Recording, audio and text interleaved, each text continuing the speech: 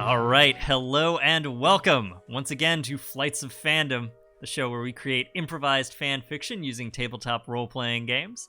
I'm your game master, David, he, him. I'm a graphic designer, an illustrator, and a game designer. You can check out all of my game stuff over at dbb-8.itch.io. This week, we are starting Season 2 of Longshot, our ongoing flight in the Star Wars universe. If you missed Season 1, make sure to catch up on that over at youtube.com/ManaPot Studios. We have all 6 episodes of that first flight up for your viewing enjoyment. And you're going to want to check them out if you haven't, because they're a blast. We are, for this game, playing a simplified version of Scum and Villainy, which is the forged-in-the-dark game of spaceships and scoundrels. And without further ado, let me kick it over to our cast to introduce themselves, starting with Hopper. That's me. Hey everybody, I'm Hopper. You've probably sick of me by now, but that's okay. I use they them pronouns, and I can be found in, on, and around the interwebs at Fail Deadly. That is with a 3 instead of an E, because I'm a bad person. And you can also find some of the TTRPG content I produce at thelegendtree.com. And tonight I will be playing Cheekra, the Ewok muscle, who is out to murder as many Imperials as possible. All right, next up, Marcy.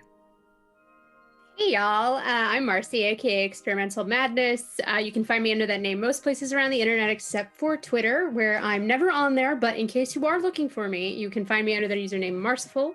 I'm very excited to be coming back to this show as well. I am playing Zethu Desh, the Arcanian offshoot pilot.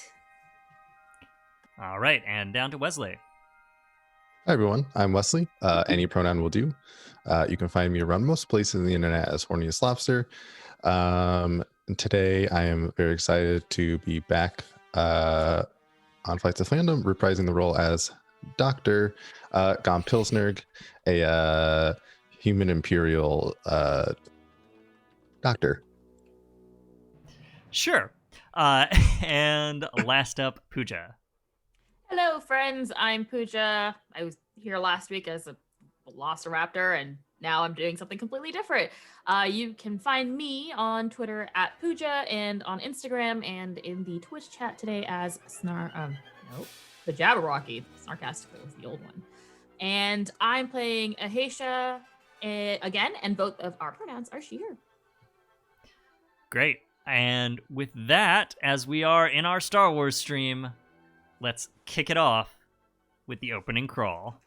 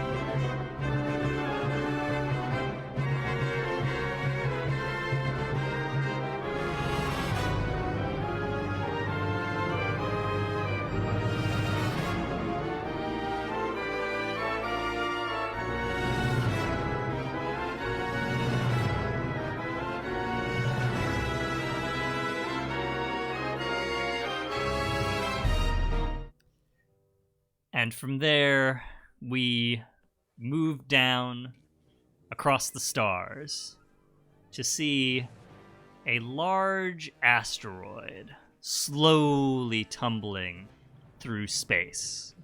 We pull back and away, smaller asteroids whizzing by to a saucer-shaped medium freighter with 2 big cylindrical engines on either side, humming through the asteroid field. This is the Longshot.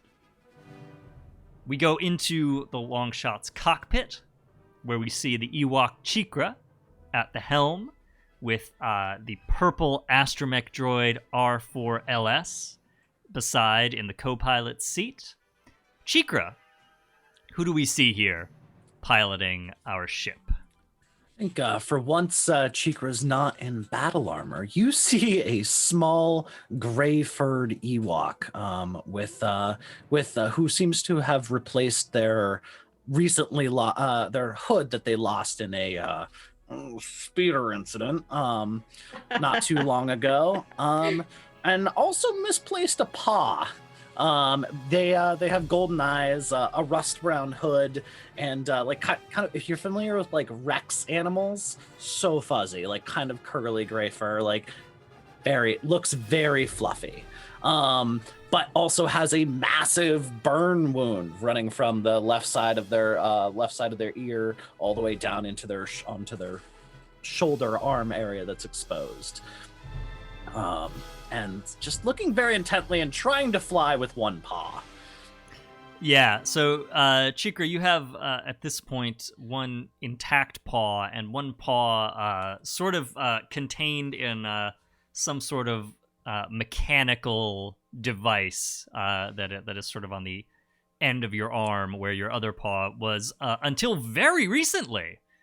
So Cheekra, tell us why you are piloting Zethu Desh's ship, the Longshot, and just where it is that you are taking the ship.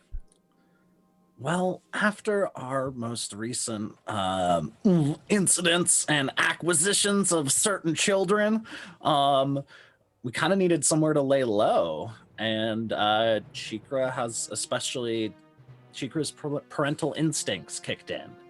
And we are going to their home, which is a secret.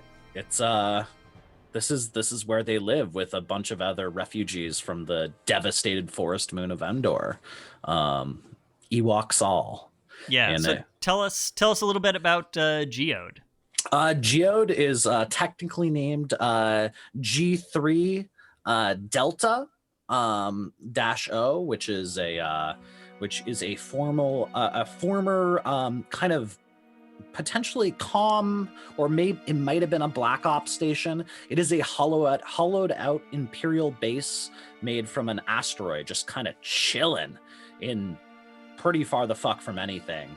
And during their escape from their escape from Imperial custody, back when the DS2 was destroyed, Cheekra and their compatriots found this location and were able to basically, nobody else knows it exists anymore. Nobody cares. And so it is a secret home far away from everything. It's big. How much more information do you want? That's great. So, Cheekra, you have insisted, therefore, on piloting the Longshot to these coordinates so as to actually keep your location a secret from even the rest of the crew, with the exception of the droid R4LS, who has agreed to wipe from her memory banks these coordinates once she's done assisting you in this piloting. Mm-hmm. And you are now approaching that location. Let's move back further into the ship and find Zethu Desh. Zethu, where are you? Who do we see? And what are you doing while Cheekra pilots your ship? I think that Zethu is down somewhere in like the cargo hold. Right now, you find an Arcadian offshoot woman in her mid-30s, albino, devoid of any sort of skin color whatsoever. Her hair is silver and right now loosely pulled back. She's wearing a crimson flight jacket, and currently her eyes are closed as she like sits cross-legged on the floor, muttering to herself to like find inner peace. And how's that going? Terribly. I think with every movement of the ship, like she cracks like one colorless eye open and is just sort of like scanning around. Yeah, like every time the ship like rattles just the slightest little bit, Yeah, just the most minuscule of touches. Her eyes colorless. You don't really even see like the pupils very much. Across her face and I think some of the visible parts of her skin, you see a bunch of purplish healing bruises, which are very prominent on her colorless skin. A couple of scars already starting to form up, some stitches thanks to the dock. And right now she's trying to move just a crate. She's just sitting there concentrating on it, and I think she's like trying to meditate. Like this been a rough few days, and now she's been locked out of her own like cockpit. She's not even allowed in there. she's antsy. I'm gonna say she's pretty antsy. Yeah, for sure. Let's move on. Elsewhere in the ship, we find Gom Pilsnerg. Dr. Gom, where are you, and what are you up to? Who do we see? Dr. Gom. I think it's going to be hanging out in the makeshift medical bay in the ship, which previously was a med kit and a couple band-aids. Now has in storage is now, there's a couple makeshift, medical beds in there, probably some basic scanning equipment set up from whatever Gom brought with him. Gom himself is a ex-Imperial, not as in part of the Empire, just of Imperial citizenship, human, who's like kind of went a little astray. He's maybe a little worn for wear in terms of age and just, living the criminal syndicate lifestyle, mid-ish 30s, maybe looks a little older than that. Rugged brown hair, a couple beat up a little bit from all the recent jumblings, but probably in one of the better conditions out of the crew. Easily. Yeah. He's currently brushing up on two things. Well, brushing up on child psychology, because he is feels like he may need to address this child a little more in some sort. And he's also brushing up, learning about Ewok biology, because there's an Ewok in his crew, and once his buddy has recently been injured, he was a little clueless. So he wants to make sure in the future he knows how to best deliver medical care to his new comrade. Smart. And finally, we're going to sort of move back away from the med bay down the corridor of the ship to the engine room at the back of the vessel. Ahesha, what are you working on in the engine room, and who do we see here? So as you scan to the engine room, you see the inner workings of the ship, but the camera pans to the side where there's a small table with a bunch of lights shining on it, and over there you see, bent over the table, you cannot tell quite how tall she is, but just while sitting down you get the idea that she's pretty freaking tall, is a Togruta woman with this copperish brown skin and long blue and white montrals down the side of her hair. And she is wearing green mechanics overalls, but they're undone up to her waist, and she's wearing a simple black tank top underneath. And you see that she's hunched over what looks, at least at this point, like a smorgasbord of different pieces. For you see Ahesha's long project that she has only been able to spend 2 weeks on is some sort of mechanic hand situation for her buddy Cheekra. So in her downtime, that's what she's spending all of her time on. And as she's sitting there, you see her bite in. There's also a plate on the table of warm cookies. And if you go back around, you notice that while you were looking at every other character, they also had a plate of warm cookies right next to them. These are cookies that Ahesha has prepared for the group, and they have definitely been accentuated with some of Cheekra's supplies, because it's a tense time for a lot of people on this ship, and so Ahesha is just trying to keep it easy breezy. I'm afraid that my religious supplies, this is very rude. So perhaps complicating the drug cookie situation, Ahesha, we see sort of behind and off to the side of you, kicking, sitting on a crate, kind of kicking their legs. This kid with a mass of loose, dark curls, still wearing this kid-size Imperial Scientist's jumpsuit, this white jumpsuit. This is Vel Karos, formerly your bounty, maybe still your bounty, but as it turns out, a child prodigy who you have now taken on the run after discovering them on Ord Mantell, kidnapped by Imperials. And Vel is sort of like looking over your shoulder in the background as you're working, Ahesha. Mm-hmm. And he says, "It's not going to work. You're missing several key pieces here." Okay. Right Do there. you want to provide them? I don't have access to the supplies, but there, and there, you're going to need 3 actuators, and they are going to have to be cross-linked in order to get the full range of motion that you're going for. Okay. Well, hey, pull up a chair. Don't eat the cookies. I give you your own stash, and help me get this thing done faster. Okay. We need some parts, though. Okay. You tell me what. I'll go get them if I Ooh, can. also, look at this. If you feed this power line through here to the thumb, you could increase the grip force by 50%. Hell yeah. And yeah, they just go down and they're like, yeah, and Vel is sort of starting to very excitedly tinker on one side of the table across from you. How tall are on the is other side. Vel compared to Vel is Ahesha? like a short 10-year-old. Okay. So I would say we're talking about like 4. Yeah. Like How tall are 10-year-olds? Well, literally I four have and a half, DM a somewhere 5-year-old between nephew 4 who's and like, 4 and 4 feet 4.5 tall. inches. Yeah. He's tall about. Okay, so Ahesha's So we'll got say like, we'll say he's like 4'5". yeah, or, Ahesha's like, got 4'6". like 3-ish feet on him. Yeah.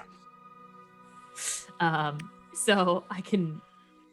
It's interesting, and I think there's going to be you see a little bit of a few moments where there's parts where Ahesha will definitely give things to Vel because he has tinier fingers. For sure. And we're working on a small part for a small person. Yep. And Ahesha doesn't want to fat finger her way through all of this. Yeah. Come here, tiny hands. Yeah. Building to scale when you're a giant Togruta. It's a challenge. Just a big beautiful lady building a tiny little hand. Ain't no thing. For a tiny Don't worry little about it. bear. It's so cute. For a tiny little bear. Oh my god, is the cargo bay a Build-A-Bear workshop? Wait, are you in the cargo hold with me? No, I'm in the. We're in the engine room. That's right. Okay, Yeah, sorry, you- the engine room is... You've set up this work table back in the engine room. Yeah. So speaking of Cheekra, let's pop back up to the cockpit. Cheekra, R4LS, whoops her little dome head, her little purple dome head, over to you, and says, "Okay, it looks like we're in visual range here. That's the target, right?" Yes. It is. You see Cheekra try to grab a cookie and miss like 5 times because they're using their stump hand. Okay, Interesting. calm down. I'll hold it steady while you take a cookie, sweetheart. And she sort of Cheekra is not a sweetheart. she's like plugged into the console in front of the co-pilot's chair and sort of whoops a little to hold the ship You are- steady while you grab a snack. You are clear on the bargain, yes. You will delete the coordinates from your databanks. Droid's honor. I did not know what that means, but I It- accept. It means yes, honey. It means yes. What is the honey?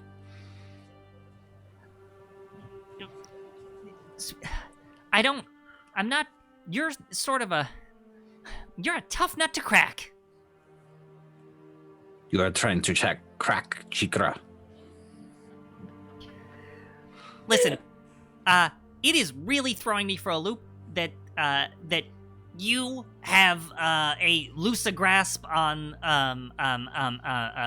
all of these sort of idioms that I was programmed with than I do droid. So I don't know what to do with that, sweetheart. I'm at a loss here. I'm at an absolute loss. Cheekra does not understand. We are not romantically entangled. Why do you keep calling me this?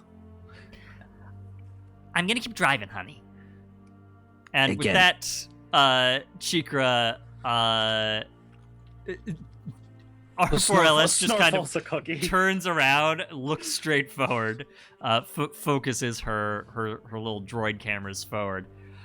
Cheekra, I want you to make me a fortune roll. Oh, fuck. Is that just a straight D6? So this is going to start as a straight D6, and we are going to roll this with, let's say, actually, what we would roll this with would be the geode's level, which I have set at 0. So we're rolling a straight D6 here. Discrimination. We are much more than 0. Just because you're short does not mean they're 0. That's a 3. Oof. Okay. Right, that's a 3 on the dice, just to be clear. Right. Okay. So with 1 3. Uh-oh. I only get to roll 1 dice. What do you want? I rolled the statistical average. Oh no. Uh-oh. Yeah. Cheekra. What's the worst that could happen to You the want to long lose shot? your other hand?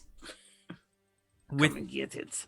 1 3, Cheekra, as you start to get within visual range of the geode, or of geode rather, you begin to notice strange lights on the surface, flickering, and you're getting closer. The ship is on approach, and it's pretty clear that there are pockets of flame sort of off-gassing into space around the surface of the asteroid along geode.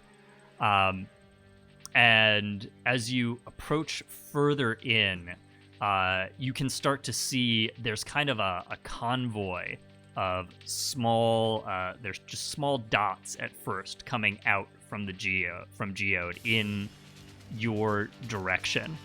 And your holocom is going to sort of crackle to life, and you see this sort of distorted image. It's an Ewok who, Cheekra, you, I think, recognize pretty quickly as Griddle. Tell us about Griddle, briefly. Who do we see popping up in this distorted hologram? Griddle is a kind of roughly ginger snap colored Ewok, only about 11, which is fully an adult for Ewoks, but Griddle is one of Cheekra's adopted children. And she's a little bit rambunctious, but like she is not the person that should be manning any sort of communications device. She's kind of a shit. Well, she is now, and she comes on, and you hear through the comm, to anyone listening, this is a distress call. Please respond. Anyone, we are requesting immediate assistance. What do you do? I press the button with my stump hand. My stump paw. to like to open the channel. Well, first and foremost, does this seem automated? The distress call. It seems like it's coming in live. It's coming in live. Yeah, Cheekra's gonna go ahead and jam that respond button. Yeah. So you see Griddle like visibly start as she sees you come up on the hollow on her end. Cheekra, you are back. You are here. Oh, yes. Oh, praise the trees, Cheekra. We are in so much trouble. What is happening? Pirates, Cheekra. Pirates. They came out of nowhere. They came out of nowhere. They had ships. They had guns. They invaded Geo. They took over, Cheekra. How many? And how long ago? Hours. We are just fleeing now. We managed to get to the transports. We packed everyone in, but they took over the entire base. They have ships. A big one and some little ones. And there are a bunch of pirates. Can I broadcast this to the ship? Yeah, you can like punch the intercom. Cheekra's gonna just punch the intercom with his You can literally punch the intercom with his little Ewok fist and just goes, "This is your pilot speaking. There is an issue at our destination. There are pirates attacking the settlements. Get ready. We're going in." Zethu books it up to the cockpit, and I'm assuming you have the door shut. Definitely. You just hear a wild... Yeah, just banging on the metal. All right, time's up. Give me my ship back. You are not piloting this thing into any sort of pirate affair if I'm not sitting in that seat. Yeah, Cheekra, sweetheart, I'm gonna open the door and let Zethu in here, if that's okay. I don't want to go against that deal, but it seems like it's very important right now. I can open the door if you don't open it yourself. Cheekra is not gonna stop. Yes, go ahead. Yeah, so R4 pops up out of the co-pilot station, whoops around, and chink chink unlocks the door. That's great because it goes right up. I was already taking a running start at it, so I just run straight into the. I was just like into the Zethu, sweetheart, be careful! All right, out. Go man the guns. First, there's two ships, large and small, pirates, unknown numbers. I got this. They have already entered. It is important. If you destroy this, we will have nowhere to go. Do not breach the base. Listen, my ship's pretty powerful. I promise they don't have the kind of firepower that could take out an asteroid this big. I do not know. I can take care of some of these pirate ships. Yes. It is time. It is time to do what we do best. And you just see Cheekra goes to crack a little pause, and then he's missing a paw. And he's like, and it's just tell the others, prepare for war. All right, like Zethu's gonna get like seated. She's setting all of the controls to like her preferred settings. She gets on the intercom. It's like, all right, I'm sure you all heard that distress call. Cheekra's manning the guns, but y'all better either strap in or find another gun compartment because we're going in hot. We've got pirate ships. Do you want me on guns or engine? For right now, is like an actual question that you're like? Because I assume that if we're gonna do fun maneuvers, you probably want her in the engine room. Oh yeah, not on guns. Oh yeah. So. Hey Doc. What? That's your sharpshooting. We'll see. Rhetorical question. Oh. All right, so Ahesha, you have to abandon your project and get on the engine, start monitoring stuff. Gom and Cheekra, you are dashing over to the gun ports. We'll say that each of you can get on. One of you can get on top guns. One of you can get on bottom. And those are, according to our sheet, those are laser cannons. So we have some top and bottom laser cannons that you're going to get on. And Ahesha, Vel like looks at you very seriously and says, "I can help. How? I can help tweak the engine." Okay. Pack up everything very carefully, and I want you strapped into that chair. You can tell me what to do, but you are not going to be running free while You won't we're... listen. If I can put my hands on it, I can do it faster. Let's just see if we need it. I want you to be safe. Okay, fine. And he starts quickly packing up the stuff that you were working on the table. We get an exterior shot of the Longshot plunging down towards the asteroid. You pass kind of a ragtag convoy of what look like old Imperial transports. These are some sort of a bit battered, but in good working order, unarmed Imperial ships. We see like some Imperial transports, some shuttles, and I think they've all been repainted. Cheekra, I will let you describe as to how they have been restyled for Geode.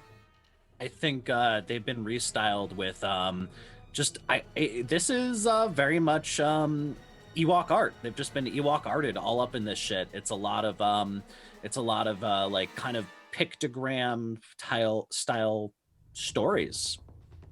Cool.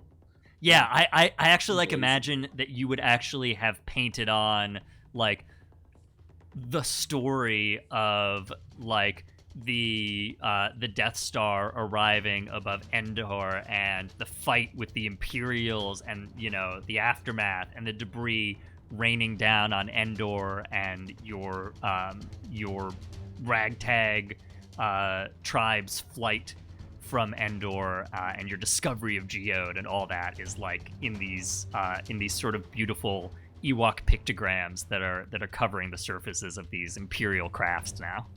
Mm-hmm. So we see the Longshot whiz down and Griddle on the holo is going to say, "Look out! They will fire on you immediately. You have to be smart about this. We are unarmed. We can't help you. We'll try to get as far away as we can, but we need you to hold them off." Acknowledged. We'll do our best. And like Zethu shuts the comm off and sort of just like takes a breath as she's taking the controls in her hands, and she's gonna pull in close, but not, you know, she's heard the warning, and just sort of take a breath and like, God, it's just this week never ends. So much for focus. And then she, with the heat of battle, like now kind of coursing through the adrenaline of it, she spreads out this newfound awareness. And just to be careful. I kind of want eyes on where I think the more immediate threat's going to be. I want certainty. Cool. Okay, so let's get a roll here. Yeah. If you are actually tapping into the Force to do this, it sounds like this is probably an attune action, but you may also be studying the situation. I'm going to say attune because that's what we were using last season for my Force abilities. Great. Okay. So, the way that this iteration of the game works is you're going to be building a dice pool. You're going to get some dice added, you're going to get some dice taken away, and you're going to roll those, and then we'll determine success, failure, and mixed success from that. So, for starters, you have your attune rating. You have a number of dice equal to your attune rating. Cool. You are at, these pirates are level 1. You're at level 1, so you're at parity. So no bonus or not bonus. No dice gained or lost from those, from that. If you have any special abilities that are relevant here, you can add that in. And as always, you have the option to take 2 stress and push yourself, or take a bargain with the dark side. Just yet. Great. Not just yet. I'm learning how to utilize my own abilities right now. Okay. I don't know if this is relevant to it, but I am an ace pilot, but this is for maneuvering. It's only a plus die to rolls to maneuver the ship. I don't know if it's fully applicable to what I'm doing here. That's not going to come in right now as so just the 2 dice. You're sort of evaluating the situation. You're not yet getting into tricky maneuvers. Perfect. So, all right. 2 dice it is. You do have one harm marked, so you're going to lose a die for that. Oh, that's right. Where is the oh, it's over here for harm. All right, so 1 dice. Starting out hot with a 6. All right, so a 6 is a full success without any consequences. So, Zethu, you are sort of plunging through space with the long shot towards Geode, and you reach out your awareness, and you feel them before you see them in that sort of way that you usually do. Like, you're aware that this is the Force now, but under normal circumstances, you would have just written it off as, like, you made a good guess about what the situation was before it actually came up, you know, on your radar, on your display. And what you see is 3 gunships. So a bit bigger than a starfighter, but certainly smaller than the Longshot. Which are sort of forming a 3 patrol orbits around Geode. And you can, I think I will give you, because this is a full success, you identify these as a trio of X4 gunships, which have this sort of blunt-nosed gunship with some foils in back. Sort of springing out that appear to be the pirate gunships. What do you do? Got a couple. I put up the intercom so everyone can hear. I got a couple of X4s in my sights. I'm gonna take us in. Hold on. And what I'm gonna do is I'm gonna loop the ship to try to get in from behind. And I'm gonna think about this. I'm gonna take us into sort of a backwards dive as I try to. They're in orbit around the asteroid. I want to kind of get under. Yeah, they're doing and back. sort of patrol orbits. Yeah, I'm gonna try to get under and back around. Like I'm gonna kind of, if they're orbiting one way, I'm orbiting the other way, so we can try to jump them. Okay, so they are in. So think of an atom here with electrons, or like a diagram of an atom with electrons. They are in 3 different orbits. All right, so I'll take on one of them. You can get behind one of them directly in its orbit. The other ones are moving in different patrol patterns. Cool. I'm going to try to pick the one that, as it gets the furthest away from the other 2 in its electron orbit. Yeah. And get behind it and, give the go for fire. All right. Let's get a roll to get your ship in place here. All right. So I think this is almost certainly going to be maneuver. Yes. Ahesha, you can assist on this if you pay a stress Yes, to do something in the engine room. And you are at level parrot. Oh no, I'm sorry. You actually you have a level on these, so you gain a die for that. All right. And as always, you can push yourself or take a bargain. Wow. This is quite a lot of dice that I have, because I already have 2 to maneuver. I'm an ace pilot, so I have another dice to that as well. You're helping me. So I think this is going to actually max out at 3 dice because of my harm. That sounds correct to me, yeah. Okay, yeah. All right. Let's get a quick scene of Ahesha. What are you doing to help Zethu punch it? Ahesha, by now she knows what Zethu does, and so you see her just suddenly drop under the engine. I'm imagining it's like you can kind of access it from 360. She just like slides under, and she's like, "Kid, the spiral wrench," and you see her like just kind of like shove really like all the way like up to her elbow inside the machine and tweak something. And Vel like slides the wrench across the floor, and it goes right into your hand. Yeah. And she like shoves it up and like, but whatever she's doing, and the reason she takes stress on this is because she has to manually hold that piece in place while Zethu does the move that she's doing. Sure, in order to get like maximum maneuverability out of this. Great. Zethu, back to you. So I rolled a 3 on one of the dice. The other 2 were both 6s. All right, that is a critical. You are. And I will take a picture of this because I am just bonkers about this. Okay, so you get some sort of extra benefit. What would you like that to be? So with a success, with this success, like you're getting the drop on this gunship, no problem. What extra benefit do you want to have? Can we do like extra damage? Yeah, sure. So I'm gonna say that we've lined up. I've lined us up those in the gun compartments.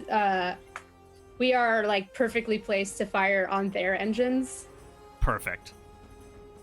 Okay, so I'm starting a clock here. It's going to be challenging, which is a 6-segment clock, and it is going to be a clock to clear out the pirates. So we're going to call this Clear Pirates. All right. Cool. So, you come swooping in right behind this gunship. You've lined up your crew perfectly. Who's taking the shot? I would like to volunteer to do the murder. Of course. Cheekra. Unless Dr. Gom feels very, very competent. Gom is sweating bullets, double, triple checking. He's all strapped into the gunner chair, trying to remember the quick 20-minute lesson Cheekra gave him the other day. Don't worry, if you get hit, you will die instantly. There will be no pain. Cheekra.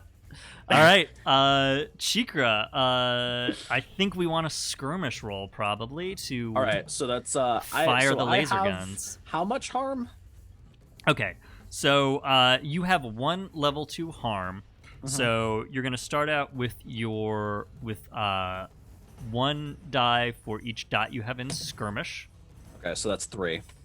And you have a level up on this gunship,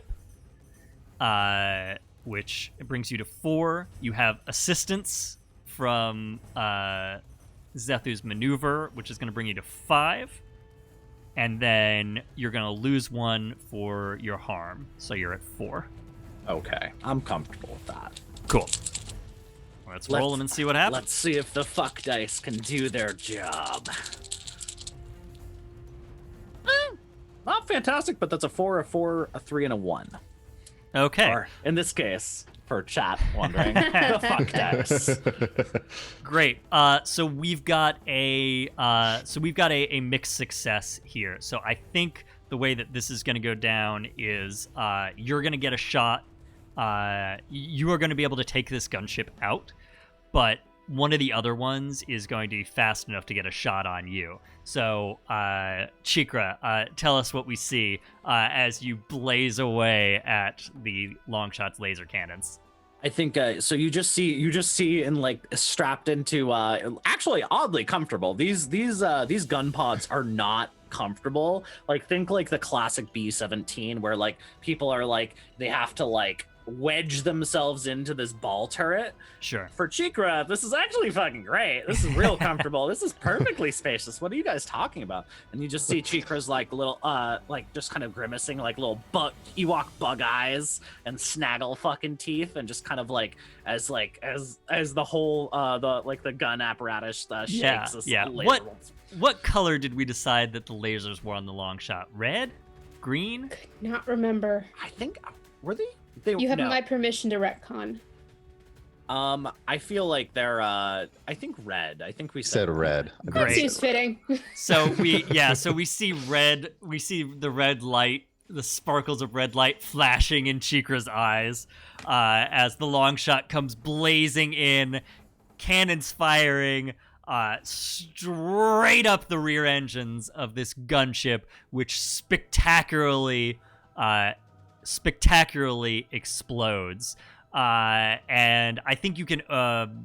No, you wouldn't be able to overhear their chatter necessarily, but very quickly, as you sort of blaze through, curving over the surface of Geode through the exploding gunship, there are green bolts of laser cannon fire whizzing behind you, and the long shot is going to get clipped as you skim around over the surface. We're gonna say that is gonna be 1 damage to your hull plating. So mark your hull plating as damaged here. All right, so you have 1 on your tail. You've just destroyed 1 gunship, and there is 1 that Zethu on your screen. You can see. I think R4 actually shouts out, "Zethu, honey, they're circling around. They're circling around." Oh, that's good. That's what we wanted, having them come to us. All right.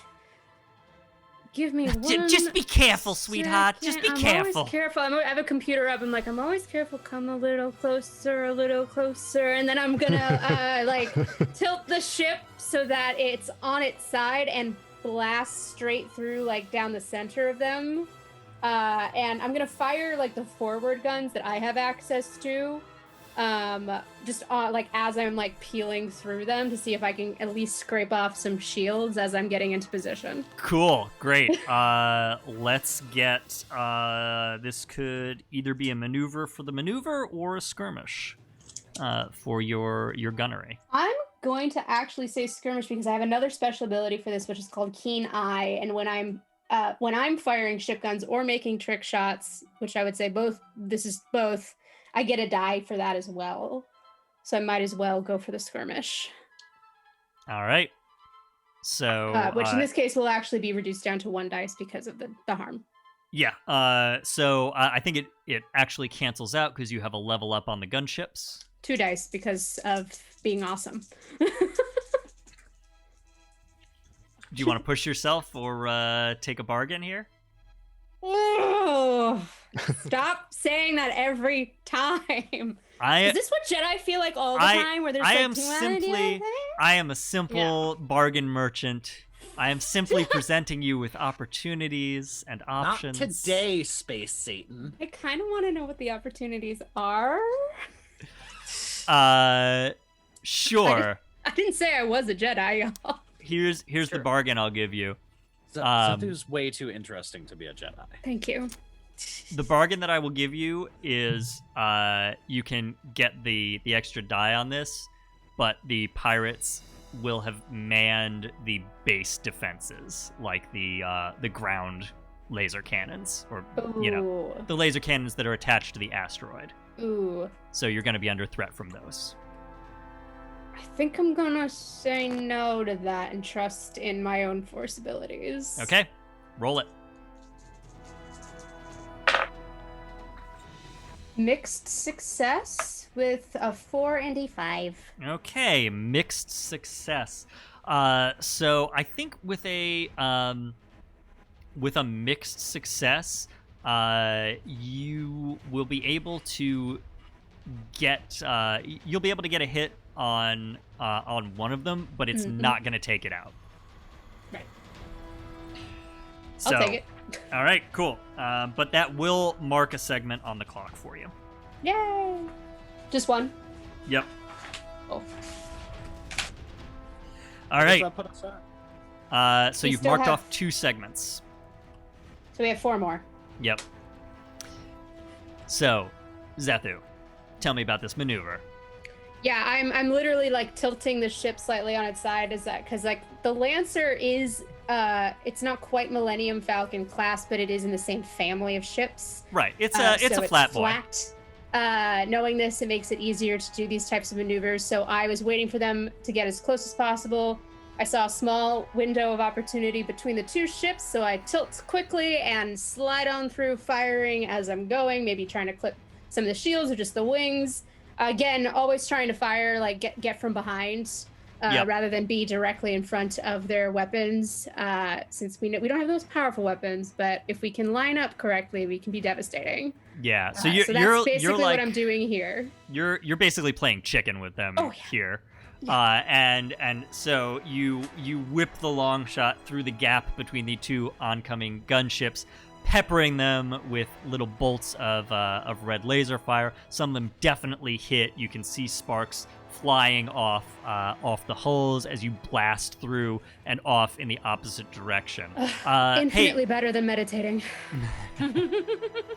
Gom, you want to take a pot shot as you Gom's whiz by? Gom's gonna try to.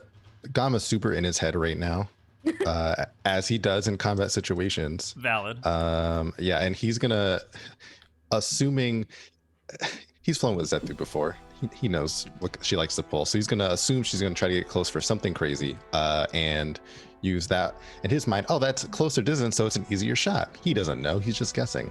Sure. So as they do the sideways flyby, he's going to take a pop shot. Great. Let's get a roll for that. Should be skirmish. So, skirmish sounds correct to me. Sure. So normally I only have one in skirmish. I'm going to push myself to get a second.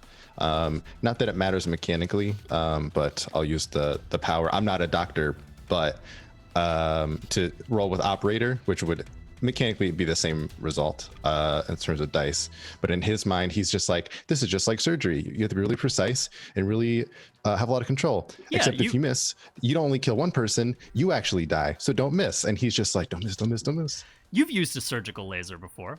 Oh no. Same thing, right? Oh no.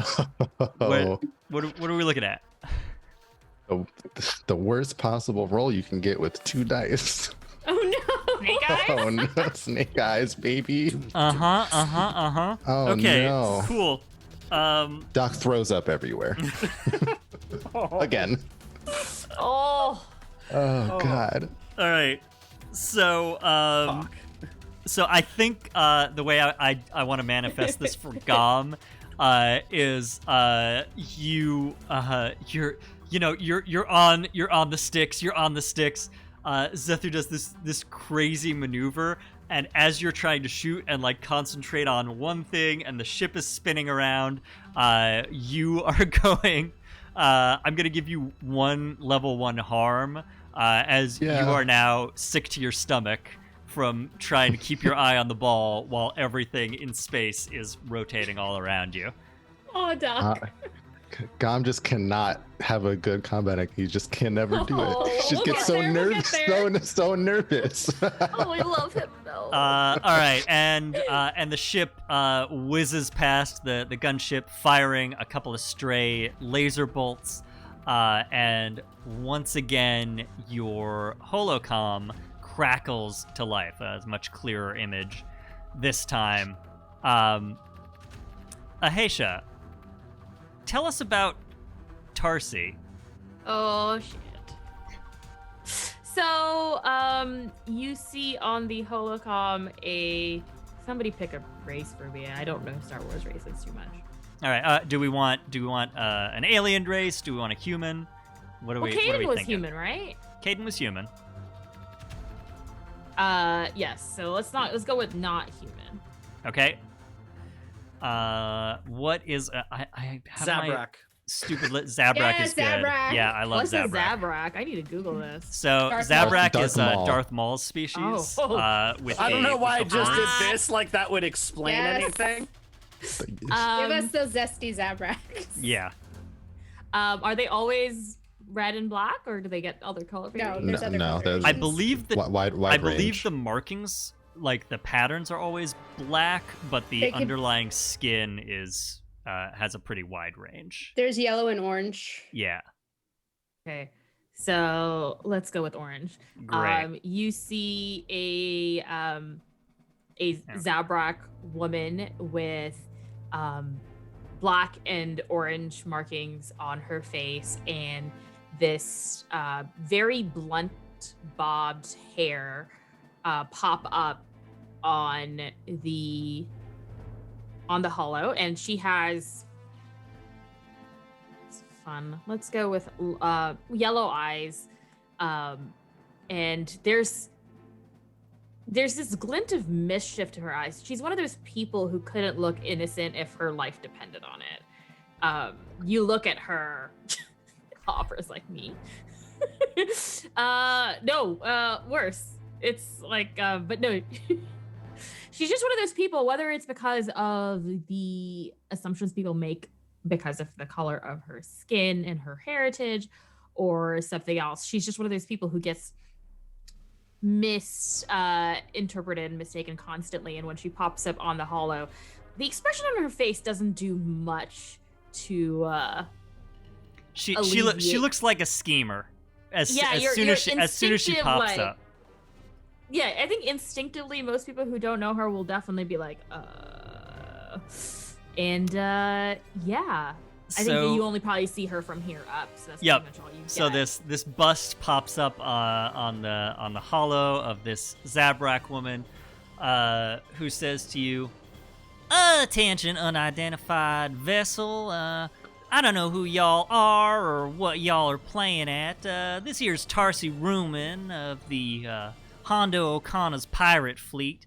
And we've taken over this installation and would much appreciate it if y'all would quit messing with us and playing with my boys out there." Instantaneously, you get an internal comm being like, Oh, that doesn't fill Zethu with confidence, but Zethu's still going to answer, hey there.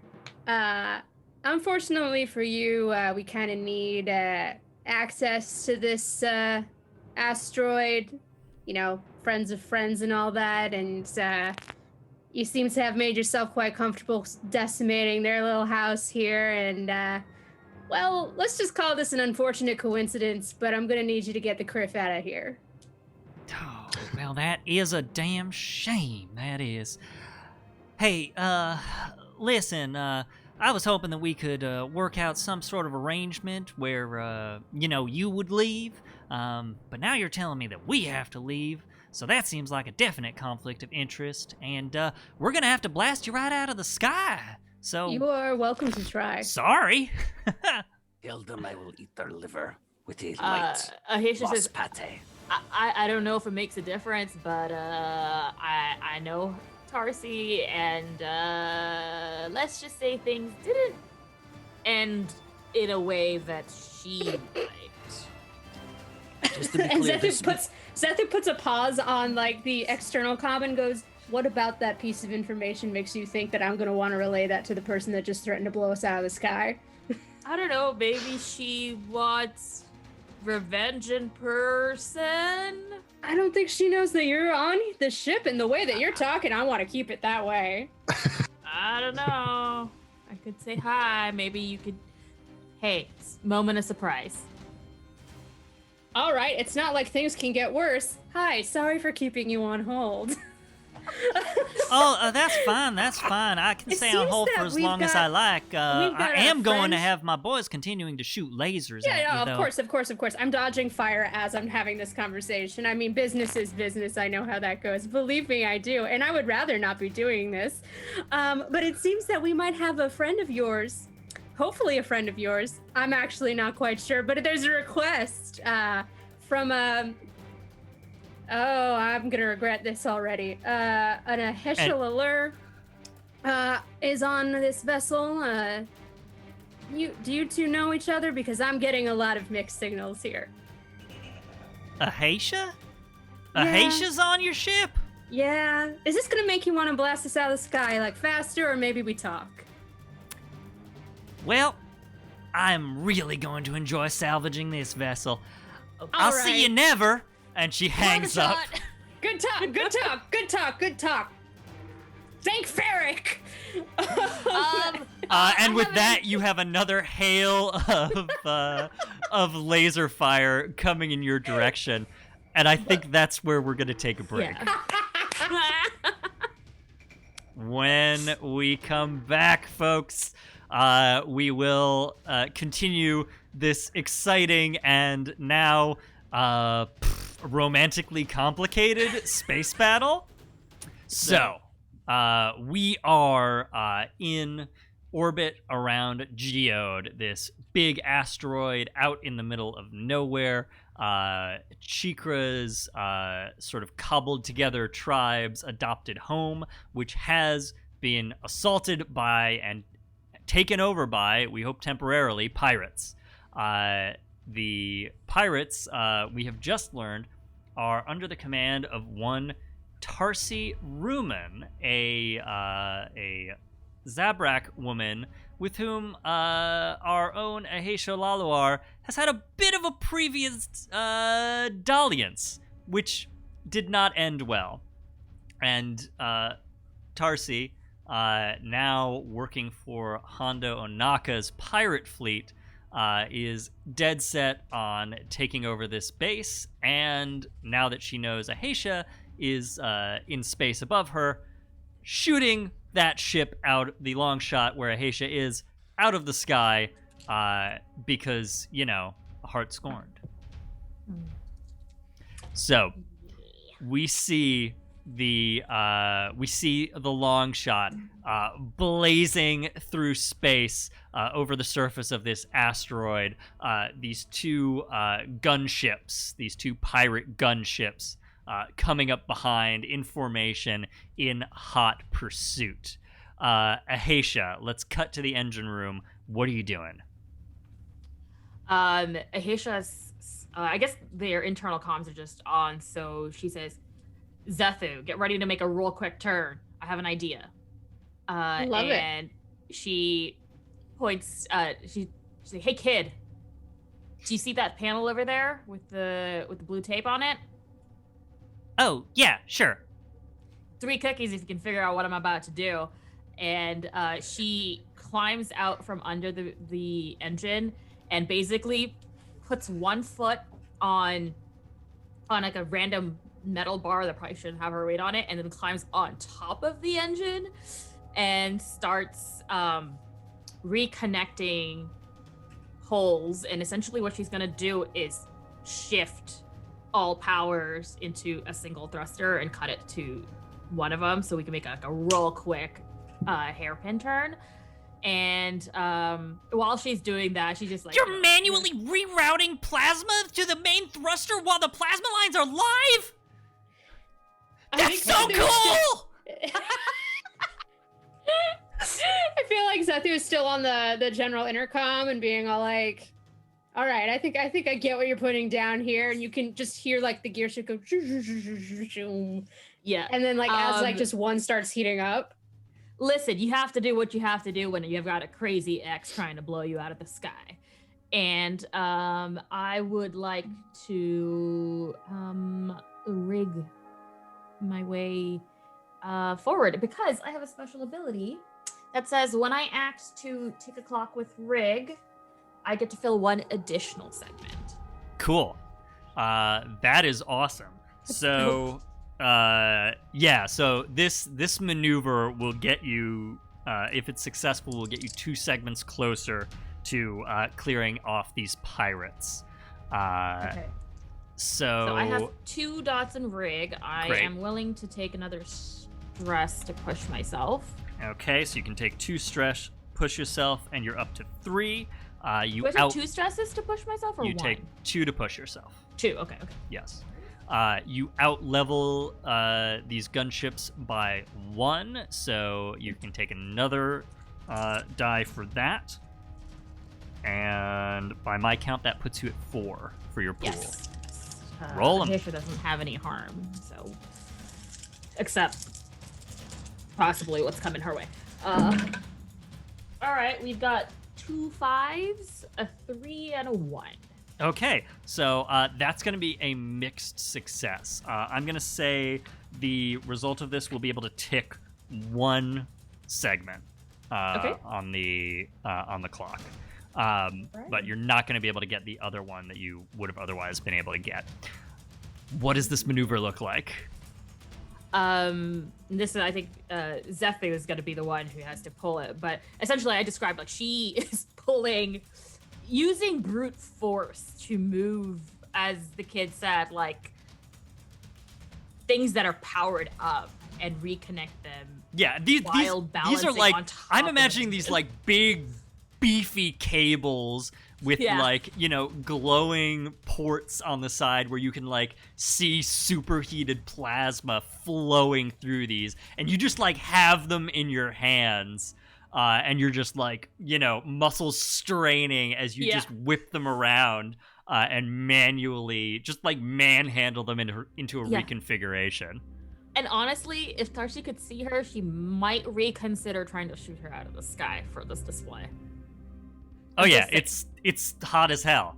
Zethu, what are you gonna make you? How are you gonna make use of this this extra just blast of engine power that you suddenly have?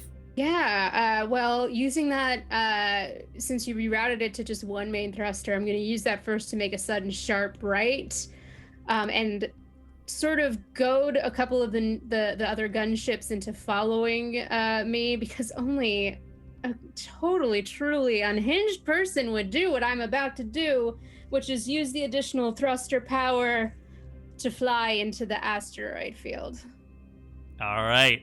And I think Ahesha's success carries forward for this. So you just take this sudden, vroom, quick turn around the edge of the asteroid, and then from the gunship's perspective, you are just like all of a sudden going at 90 degrees to where you were previously traveling, and you are zipping straight into the rest of the asteroid field, where the smaller asteroids are tumbling end over end very dangerously. Oh yeah, for sure. Gom and Cheekra, Gom is gonna throw up again. I don't think Gom can handle that many G's. I think Gom is passed out for a few seconds. You only have the one, and it's in your name. The two, and it's in your name, rather. Yeah. 2 G's is the max. Yeah, Gom and Cheekra, it's gonna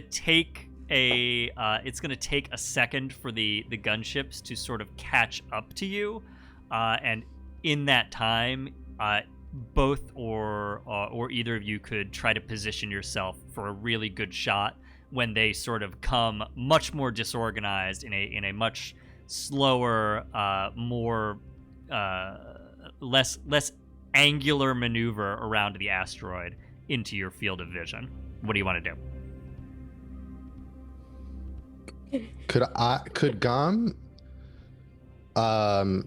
maybe shoot in a way not necessarily to hit the ships on our tail, but to tighten their maneuverability even further, like so that they have to move around funnels and these like shots that are like going maybe a little to their left so they can't turn, try to flank us or something. Sure. Tighten the range for Cheekra. Yeah. I don't know if that would be an assist or a setup.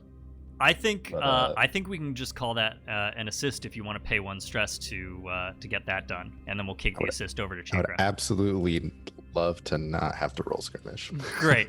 So Gom, you start popping off shots as the gunships reappear and dive after you into the asteroid field. And now they are dodging this oncoming fire, which pushes them together. They're dodging the asteroids that you are plunging towards, and they are in a pretty tight formation, creating a pretty good target for you, Cheekra.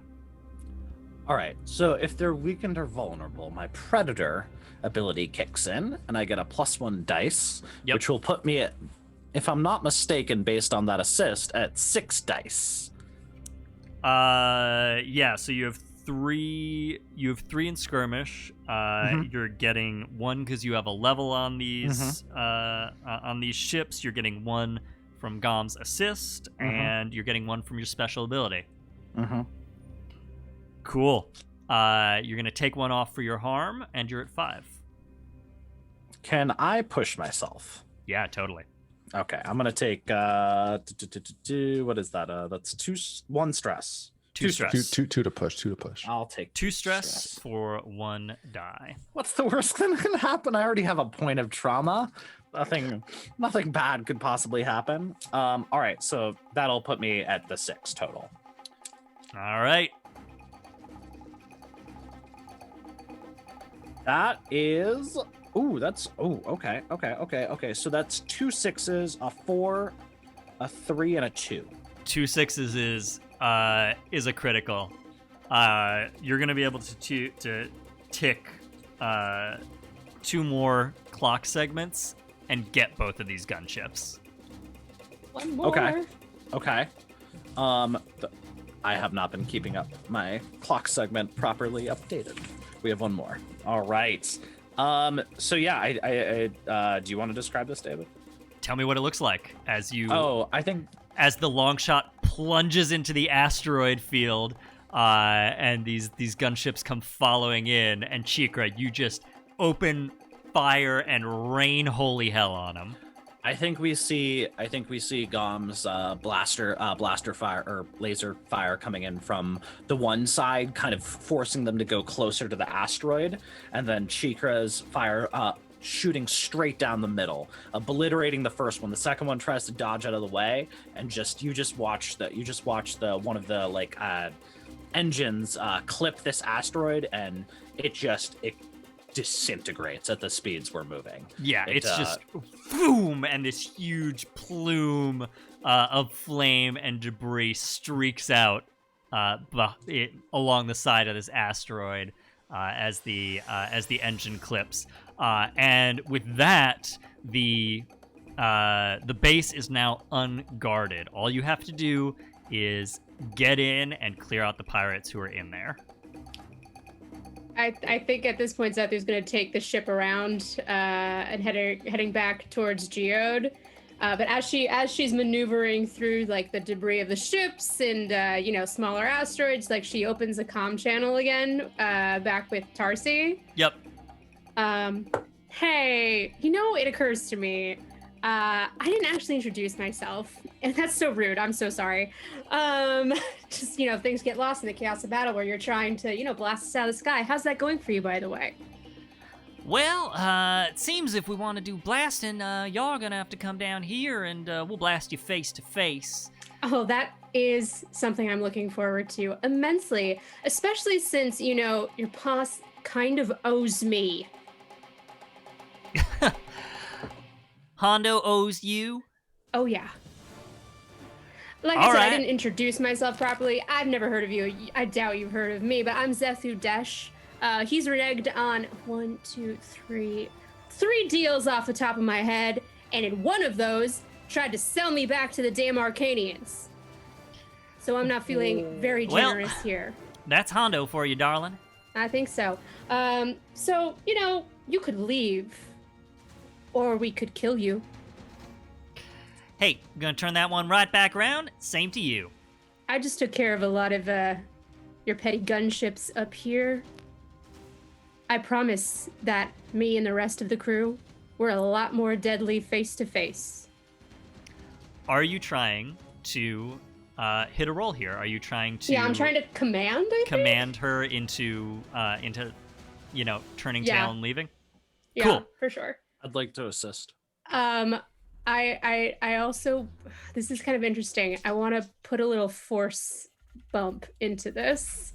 Okay. And you could correct me if I'm wrong, David. This feels like I want to accept some sort of deal with the dark side with this rather than using a tune roll. Yeah. Okay. That all makes sense to me. So if you take a deal with the dark side here, you'll have another die to this for, the sort of extra, I think, unconscious at this point, force manipulation that you're sort of putting behind these words. But let's say you're going to take stress. I'll take that. So you're going to take basically, I think 1 stress is fair for this. So you're going to take 1 stress. Hopper, did you see Cheeks was trying to help? So Yeah. I would Cheekra, like to- how are you helping out here? by being an obnoxious little shit and busting into the comm. Great. Or alternatively, if you do not want to just simply leave, you can stay put, and I will come for you. You are in my home. You have 1 chance. Run. All right. All right, 2 dice. Here we go. So that's an assist. So where you are with this, let me just check. Tarsi. Ahesha's very smartly Here. not coming on the call. That's not gonna help okay. with So persuasion. Tarsi is sitting at level 2. So 1 dice. So you have your base die for command. You have a dice from assistance. You have a dice from your dark side bargain as you are tapping into the force, and your target exceeds you by 1 level, so you're losing a die. Right, and I lose another dice because of my harm. And 1 for your harm. Yeah. So 1 dice. Let's roll it. Not gonna do it. That's a 2.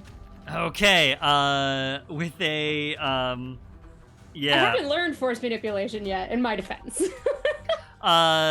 So with a 2,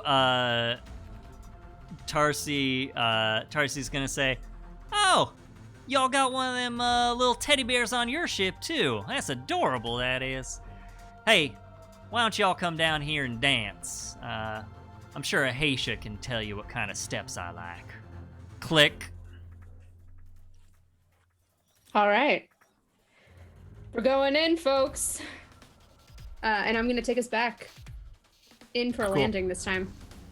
All right. So, as you've cleared the gunships, and we established the pirates did not man Geode's built-in defenses, you are able to. I think there are a couple of different docking bays here.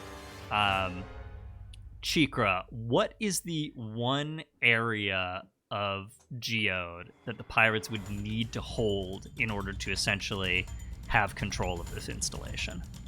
The central hub area.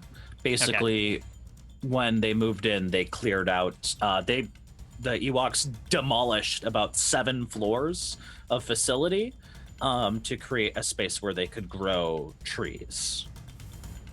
Cool. Okay. So there's like sort of a large cavern in the center of this asteroid with trees in it. All right. So, Cheekra, you are going to, you can indicate to Zethu the docking bay that will be closest, that will give the most direct access to this central hub. And Zethu, you bring the Longshot in through the rectangular lit docking bay door. You bring it in. The ship settles with a hiss of hydraulics as your landing gear goes out and your ramp drops.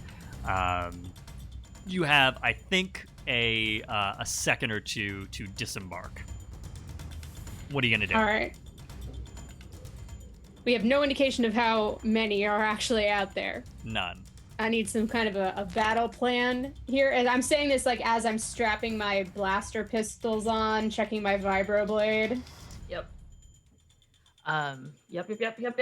Cheekra is suiting up. Yep. Oh. Ahesha is 2, and she'll say, "Kid, keep this engine running. We might have to get out of here fast. And whatever you do, stay hidden." I got it, Ahesha. You can count on me. I know. You're a smart cookie. And Don't eat Vel, my cookies. And Vel pops up and immediately runs over to like the there's like a console where you can monitor the engine status, and his fingers just start flying over the controls here. Awesome. he just has immediate fluency with this system. Love it. But yeah, Ahesha is suiting up. It's time to do the other thing she's good at. All right. So the Longshot's ramp descends, and are all 4 of you going out? Yep. Yep. Blaster's hot. Great. Yeah. Come on, Doc. And we see the 4 of you rush down the ramp as immediately from the blast doors at the other end of the docking bay, you are met with a hail of blaster bolts. What do you do? Oh boy. I have a stupid thought. Yes. I have a heavy blaster. Let's go. I want to immediately extend a hand and try to yank some of the blasters out of the pirates. Oh my god. Yeah. Nice. 0 to Sith. All right, calm down. Hey, the moving things is the first thing that I figured out how to do consciously. Also, is it 0 to Sith? Like, we had a whole season for this. It's been 2 weeks. Jedis do this. There's nothing Sith about me pulling our enemies' weapons out of their hands so that I can turn Sure. it back around on them. I don't know what you're talking Sith about. say what? Yeah, it's fine. It's fine. Sith It's say fine. what? Sounds like we want to roll to attune here. I do. I really Great. do. So you're starting with your attune. You have 1 level up on these pirates, so you're gonna get +1. And as always, you could push yourself or take some stress. Oh yeah, I'm gonna push myself on this one. Cause it's just too cool to not. That's my whole rationale for that. Yeah. So is it just trying to remind myself if it's 1 stress or 2 stress? 2 stress to push 2 yourself. stress, off I go. Yeah. In general, abilities that require stress are gonna use 1, but pushing yourself is always gonna require 2. 2 stress for so I'm getting, I lose 1 dice because of my And you lose harm. 1 for the harm. Yeah. Lose 1 for the harm. I gain 1 for my attune slot. 'Cause technically I have 2. And then I have another 1 for the level. Yeah. So yes, two dice. 2 dice. Okay. 2 dice. It sounds right to me. Feel free to correct my math. Lord knows it's not great. Hell yeah. Well, not a crit, but a 4 and a 5. Okay, great. So that's a mixed success. So I think you are going to be able to do this and successfully disarm these pirates. I think there's 2 posted up on either side of the blast doors, and you, as they are firing at you, you reach out your hand and sort of pull back through the air. And you hear this yelp as these 2 blasters come spinning through. Do you catch them? The music drop for that was pure gold. Amazing. Do you if you catch don't them, catch or them, I will. are you just sending them way I flying can catch, past you? There's no way I can catch all of them, but I can pull them so they're closer to our side of our little like trench setup here. Great. So they go flying, and then as they pass your hand, go clattering and spinning across the floor. I think again, as this is a force thing, I'm gonna have you take another stress. I will accept as that. as the mixed success Yep. consequence for this. But you hear one of them curse, Criff, and the doorway is clear as you hear boots clattering around on plating off into the large area I'm beyond the blast start doors. firing. Yep. And we're right behind you. Great. Oh, yeah. So the 4 of you rush through the blast doors, guns blazing. I have to point out yeah. that when we come out, you don't really see Cheekra at first. What you see is Ahesha with her fuck off blaster pistols, and as she turns, as she's shooting, you see on her back. What do you see on her back? You see, so Cheekra's got the stump paw jammed up through a little handhold, and one foot paw on a small step that's been built into the back of Ahesha's armor. Yes. Has That's a true. heavy blaster because fuck you, murder bear. Amazing. So you enter this core of Geode, which is this large, I'm imagining, cylindrical space that has been sort of carved out from the center of the asteroid.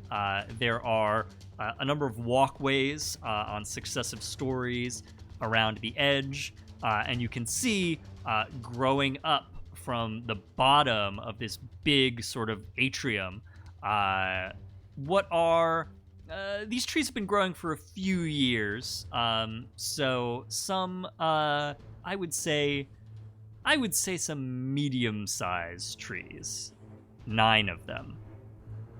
Right? Yes? Mhm. Okay, great. 9 of these sort of juvenile redwood-looking kinds of trees that would be native to Endor. I don't think that they have approached anywhere. They're up, like, they might have just crested the first story. So as you come out into the docking bay, you're maybe on the 3rd level. And, you know, if you look over the edge, not the railing, because this is Star Wars, there are no railings. If you look over the edge... Nothing is OSHA compliant. Nothing is OSHA compliant. If you look over the railing, you can see them sort of poking up into the story below you, the sort of canopies of these trees. And on the other side of the atrium, you can see there is a group of pirates on the opposite side in front of another pair of blast doors, which you can actually see are open to a different docking bay on the other side. Actually, I think they would be open to a hallway because you came into the docking bay that was most directly connected to this. So they need a little more space. And you can see, like, running along either edge at high speed of these curved walkways are the 2 pirates whose blasters you stole, running back to this smaller cluster of pirates who are posted up on the other side of the core. What do you do? Pew, pew. Pew pew. Start blasting. Start All right. blasting. We're all blessed. Also, I started notably, blasting. Can I offer There's you nowhere an for egg? me to throw Cheekra yet, so blasting. Also, Great. on these blast doors that we do see, you actually see the symbol of the Galactic Republic, which is long since dead. Yeah, this is an icon of the old Republic, for sure. So let's. I'm gonna call this a group action, even though I've technically stripped this rule out. I think group action is the best way to go. Everybody roll, and highest result is going to carry the group. Okay. Oh, thank goodness. We're rolling skirmish. If you're doing blasters, that's gonna be skirmish. So everybody, give me a skirmish roll. You have 1 up on these pirates, so everybody's going to cool. get their skirmish plus 1 die. Anybody who has harm, remember that you are taking 1 less, so that just cancels out for you, and you're rolling flat. Does I forget? I know harm 2 does that. Does harm 1 do that as well? Each level of harm is 1 negative die. I'm going to use my flesh wound ability to Okay. ignore penalties from harm. Great. Because I already rolled, but I rolled 3 dice. And I don't And want to you roll don't want to 2 give them up. because great. I rolled real fucking good. Nice. All right, cool. So roll them, and let's find out what we're sitting on here. Roll the 4. Same. Okay. 4. And we got a 2 Cheekra? from Gom. And 6, Cheekra? 5. 6. Okay. So Gom, I'm gonna hit you with stress. Yep. To offset Buddy. the failed roll. And Cheekra, 1 6 or 2? A 1-6. 1-6, great. 6 and 2 5s. So that's a full success. Tell me what it looks like as your cool group marches into the core of Geode. Blasters firing away at these pirates across the way. I mean, I'm not gonna fully speak for everybody else, but I think you definitely see. I think you just see a fucking fury on Cheekra's fuzzy little adorable face as they pop up over Ahesha's shoulder and just kind of set a heavy blaster and use your shoulder as a mount and just unload. Yeah. And I'm basically, this is a firing line at this point. We just roll up and just, anyways, we started blasting. Yep. Yeah. And immediately on the other side of the room, pirates start falling. One guy tips over the edge and plummets 3 stories down. Wilhelm scream? With a Wilhelm scream. Yeah, there it is. And I think 2 or 3 of them go down. You catch one of the ones running away in the side, and they go sprawling as they're running across the deck, and the other ones retreat through the blast doors that they were guarding, and they are fleeing. You filled the clock, which clears the pirates. And with that, I think you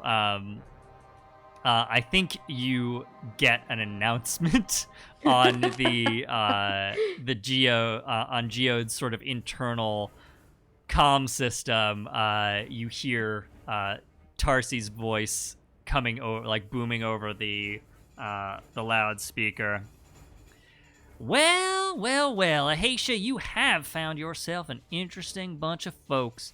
You got one over on me, fair and square, I'll give you that. But, darling, next time we tango, it's gonna be face to face, and, I got a blaster bolt with your name on it, sweetheart.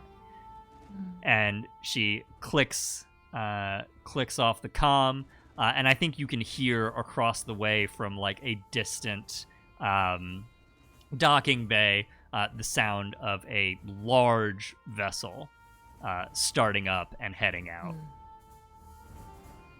What do you do? How do you write on a blaster boat? Cheekra does not understand. Have you slept with everybody in the galaxy?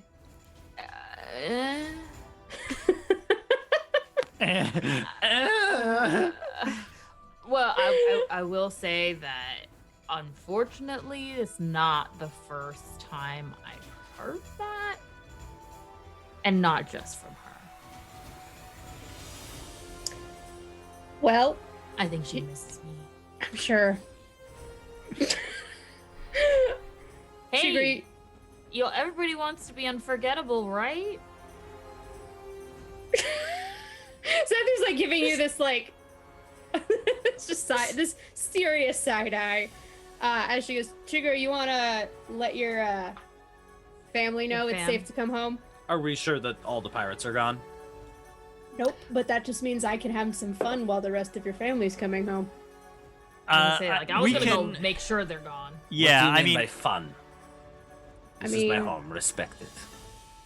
You're right. I'm sorry. Would you like to come with me while we go hunt down any potential idiots that haven't left the asteroid? Yes. All right. They still need time to come and turn. They got to turn their ships around and come all the way back here. I figured we had a good 30-minute head start. Should we put Gom on that, and the 3 of us go for cleanup? Yeah, Gom, you want to hang here? Yeah, please. Yeah, let me get on comms. I know how to do that. Yeah, you coordinate. Jeez. Project manager Dr. Gom at your service. There's some seltzer back in the ship. Oh, thank gosh. So we'll I get. have no idea if seltzer exists in Star Wars, y'all. I gotta go look that up. Space seltzer. We can Space put, seltzer. I'm sure we I can don't know. put carbon dioxide through some freaking water. We got that. You'd You think, know, but kill the also you'd stream think somebody shit. realized you could just strap a hyperdrive to a rock and kill anything you wanted. But But here we internal are. logic is not George Lucas's strong point. All right, so we're gonna go pick off any. You're gonna go pirate hunting. Cool. Yeah. So I'm just gonna montage this because you filled the clock. So we see we see Zethu, Cheekra, and Ahesha, the three of you, sort of making your way through, the rooms and corridors of Geode. The place appears to be empty, and we get back to the docking bay where we took in the Longshot, and we see coming in for a landing the little ragtag mini flotilla of Ewok ships coming to rest down around the Longshot. I think the three of you get back to the docking bay, having done a thorough sweep, showing that there are no more pirates occupying Geode. And Gom, you've gone back to the ship.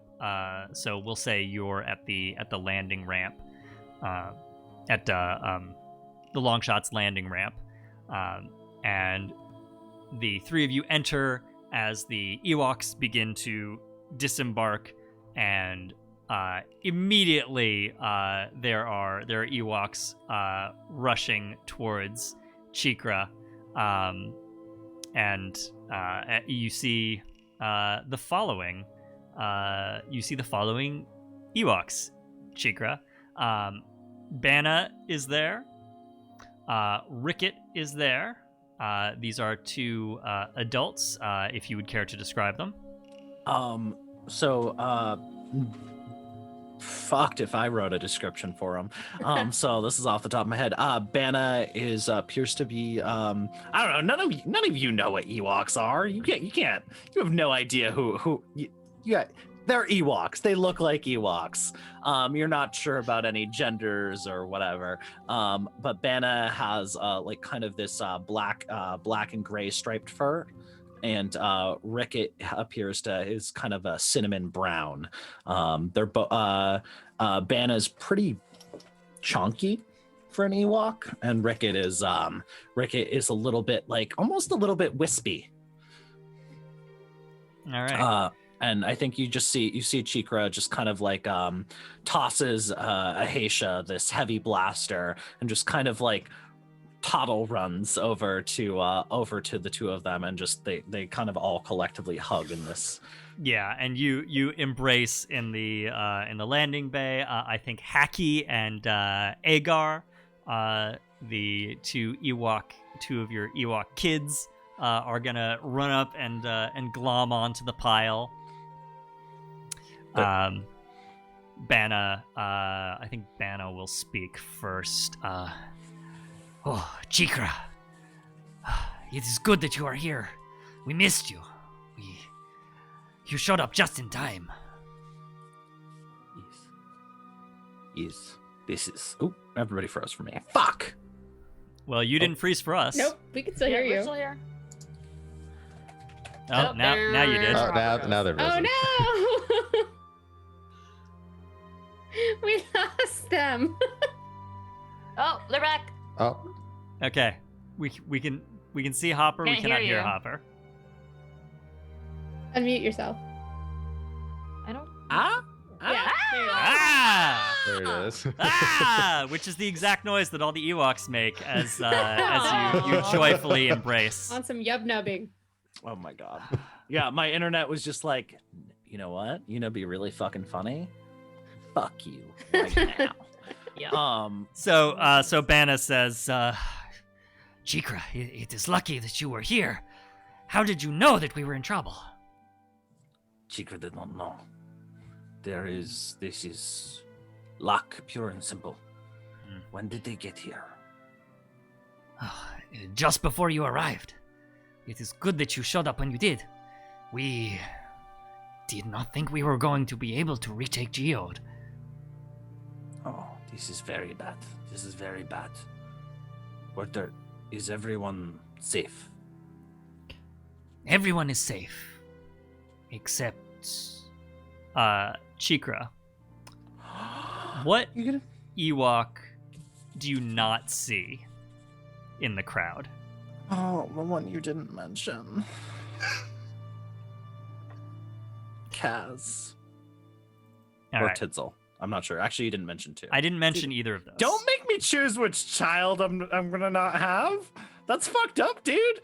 It's so, Kaz, though. Okay, it's Kaz. So Make Benna me says, choose this cat, though. well, this is absolutely the that comic. But it's like, oh no, we love you both equally. It's you by a long shot. so Benna says, well, Except for Kaz. Kaz was out on a supply run. They have not come back. They should not have been able to find Geode. That must be the source. No, they should not. And Kaz has been gone for much longer than usual for a supply run. Little shit. I do not. Everyone else is safe, though. We managed to get everyone to the transports and get off Geode before the pirates landed. They allowed us to go if we did not resist. And we Out could of sheer not. curiosity, is the only thing that we're hearing just a lot of the Ewok chitter? I think there's a very good chance, yes. Yeah. Yeah, you're just hearing a lot of little growly noises and chirps and. Yeah.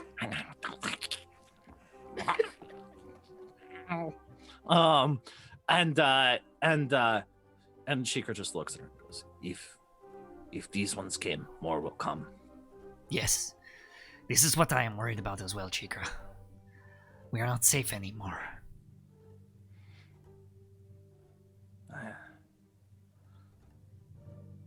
I will ask. I do not know what to do. We can fight, but I cannot remain here forever. And even I cannot hold back a tide. I don't know, Cheekra. We can fortify, but we don't have what we need to go out and hunt these pirates or anything. Well, my friends here do not know where we are precisely. I, for one, would That not is give good. away our location so easily. It is good to bring But- friends, but it is not wise to tell people of where we are. No. I fear that this is how we got in this situation in the first place. Kaz. And I think Kaz some of- is young. Do not be too angry.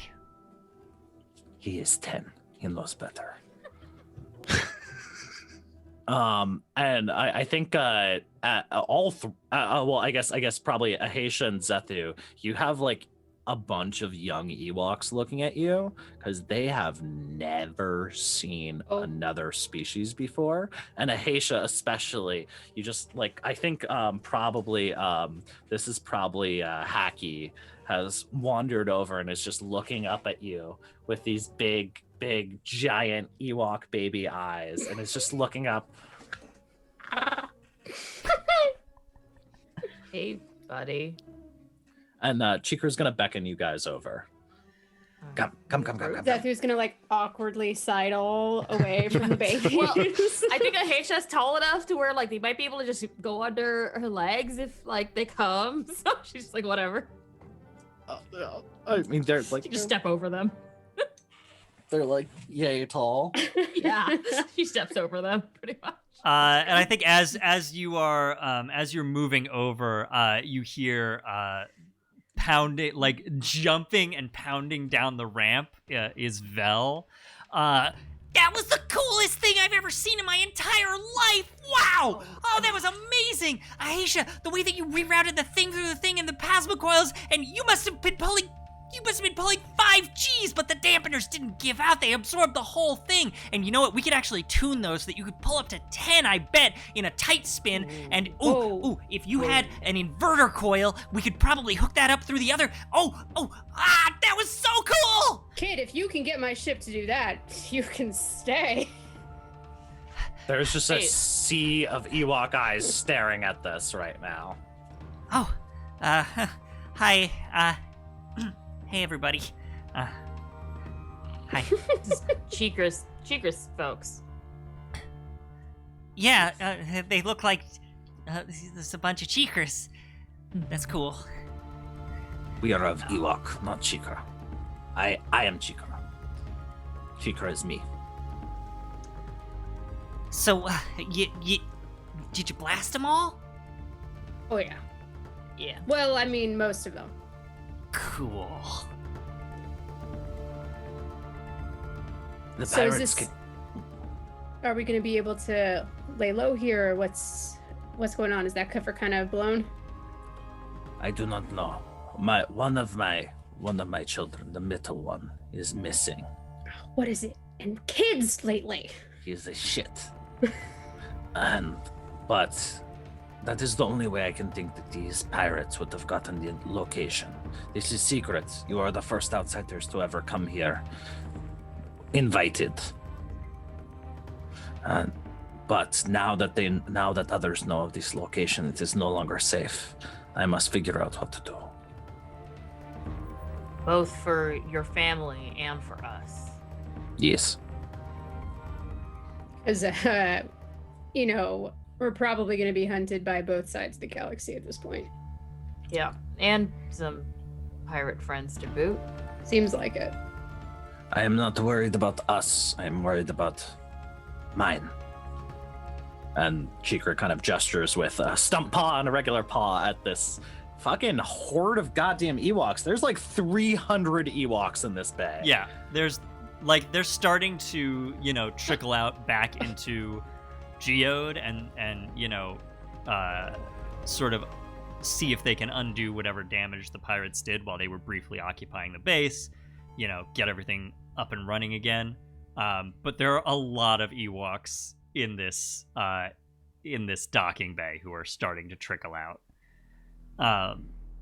Bana says to you, Cheekra, Your friends, Cheekra. Will they help us? I will ask.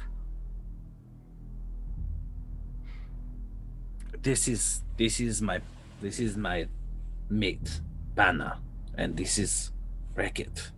And Bana wants to know. Bana does not speak very good. What is it? Fucking common? Basic. Basic. Yeah. Does not speak good basic. But they would like to know whether or not you will help them and me. Help Cheekra. Yeah. Are you serious? Yes. This is why I'm asking. Cheekra, could you ask your family? I assume they can't understand basic too well either. So Gom's going to assume that. So he's going to speak as if you will translate for us, or as if Cheekra will. Yeah, Could you ask? Oh, sorry. What, David? Oh, I was going to say, Cheekra, this is your call on how much mutual intelligibility So there is here. you're actually going to be able to talk to the children a lot more. The older the Ewoks are, the less basic they know. Basically, this is a situation where, this is functionally an uplifted primitive species. So those of Cheekra, the Ewoks that pre-existed, the Empire showing up and fucking shit up, grew up without that, whereas the younger Ewoks all are taught basic because it's something that we need to know now. Sure. Cool. Thank you. So yeah, Gom will ask, Cheekra, could you ask if they heard anything as to what the pirates are doing here in the first place? They clearly didn't care about you or your tribe or your family. Sounds like they might have been interested in something in the base, but we don't know what that is. Or if we knew what that was, maybe we could figure something out. This is true. It is strange that they did not seek to keep us here. And Cheekra's gonna Bana. Do you know why they are here? Did you hear anything? The lead one, the orange one. The little ones tell me she said something about smuggling a base. They wanted Geode for their own. Yes. If I had to And- guess, they want for the same reason that we do. It is hidden. Yes. Cheekra agrees. This makes sense. Cheekra turns to the rest of the party and goes, it seems they want what we have for the same reasons we keep what we have. It is hidden. It is safe where it was. So they picked up your other kid and just decided we want to live where you live right now? I It do might not. have been pure coincidence. It is possible it is coincidence, but Cheekra does not think so. So what do? Do we track them down and stop them from telling anybody where this is, or do we, Cheekra, do we find a new place for your family? If it is possible, we track down, we find Kaz, and we kill anybody that knows. You want to go after Hondo and Naka? Is that what you're telling me? Because like that's what Tarsi said that she works for him. Does Cheekra know who that is? Probably. Is it Ahesha? I don't know. He's like one of the most famous pirates in the galaxy. Yeah, Oh. I mean, this is somebody who, and any of you can check me on this. So we are a couple of years out from the end of the Empire. Hondo was a pirate who started operating well before the Clone Wars, and was sort of at the height of his power and influence during that time. Certainly lost some freedom under the Empire, which was a much more authoritarian regime. And in the years since the Empire has fallen, has been slowly building back up his operations and what he's been doing in the galaxy. But he's very notorious, particularly in the Outer Rim, as a very successful pirate. What species is Hondo? Hondo is a Weequay. He's got some face stuff. You can watch Clone good, Wars. good description. Good description. Face stuff. Yeah, I mean, David looks at the smudged handwriting on his palm. Got face stuff. face stuff? Yeah, so he's sort of a you may or may not have ever seen like a holo of him, like a picture of him.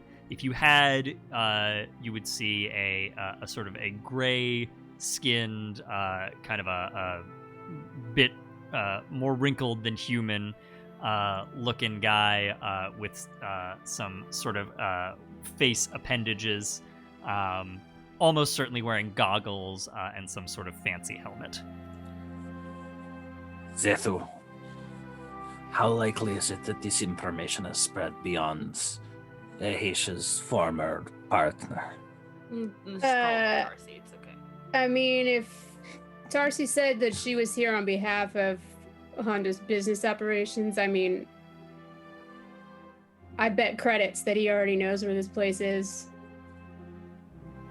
And then, David, would I know just how independent Tarsi's operations are? Like, is she just like an independent contract? Would I know that like she's more likely to be an independent contractor for Hondo, where she does her own thing and just kind of like gives him a cut, or is she? Yeah. I don't know. Let's have a roll. That seems fun. Yeah. Give me a roll What to am I study rolling? your knowledge of the situation. Oh dear. How smart am I? And this is just I'm gonna be smart. this is gonna be a fortune roll. So Okay. you're just rolling straight on your Well, that's a one. on your knowledge. Oh. Cool. Okay, so all you know, Ahesha, is the last time when you were the last time you saw Tarsi when you were dating her, she was an independent smuggler. Okay. So this being part of Hondo's pirate fleet is new since the last time that you've seen her. All right. Okay. So when And I think she did have her own ship at the time, Okay. for what that's worth. when our paths last crossed, it was because of work, but she was did her own thing, had her own ship, ran her own crew. So this Hondo thing is new, and I don't know if he has something on her, because we saw her. It's not like not an easily subdued spirit, that one. So I don't know what she reports. And I don't think she's gonna tell me. I think you just see Cheekra's ears are kind of drooping a little bit. Oh. At this point, Zethu, your comm goes off. It's R4LS, and she's saying to you, Zethu, sweetie, you're getting a call in the ship. I'll be right there. Look, we'll figure this out one way or the other. Yeah, sit tight. And Zethu's like, excuse me. It's just like trying to. Yeah, as you just go through this sorry. sea of fuzz. Get this And way. Ahesha's gonna like kind of put a hand on like the back of the kid's head and kind of like steer him back into the ship too. He doesn't really like him being out. Sure, in the sure. open. Well, we still don't know what the plan is. Well, hey, come on. I want to see the Ewoks. Yeah, they're having a family reunion. Let's give them some privacy. Okay, fine. Is everybody going back into the ship, or just Zethu? Or is everybody going to answer the call, or just Zethu? Ahesha and Val are going in because she also wants to give Cheekra some time Okay, sure. with his family, their family. Gom, what about you? I think Gom is gonna check with Cheekra. Cheekra, are any of your family injured? Anything I could help with, or should I leave you to your family? Just a quick scan around. Is any of the immediate the children or the eel partners injured? They look rattled. I think. I mean, like, Cheekra, you can probably tell that a few of them have, sort of like, maybe you see somebody limping, or like there was a bit of a scuffle to get to the ship. So there are like minor injuries. Nobody's seriously hurt, but there's a few injuries here and there. Anything that would require a doctor to look at, but the shaman can just handle. It's up to you. Yeah, there's nothing there's nothing that's life-threatening for anybody, and there's certainly nothing, like, nobody's bleeding on the floor or anything like that. I appreciate it very much, Doctor, but my people, we are self-sufficient. If they're anything like you, I would expect no less. They'll they just nod in. They don't make them like me anymore. Gom doesn't know how to react to that, so he'll nod and just walk away. Good choice. Yeah, I think Cheekra's going to take some time to talk to Banna and Rickett specifically. Great. And just find out what the situation is and what they think. Cool.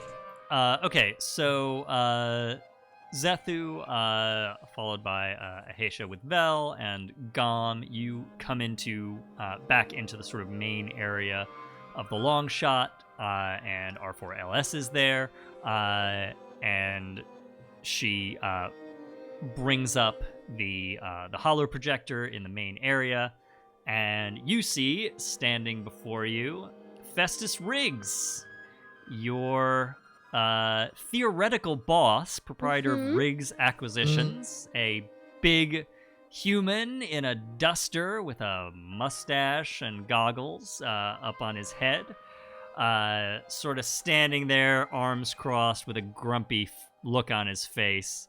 And he says to you as you enter, "Desh, where's my bounty?" And that's where we're going to cut it.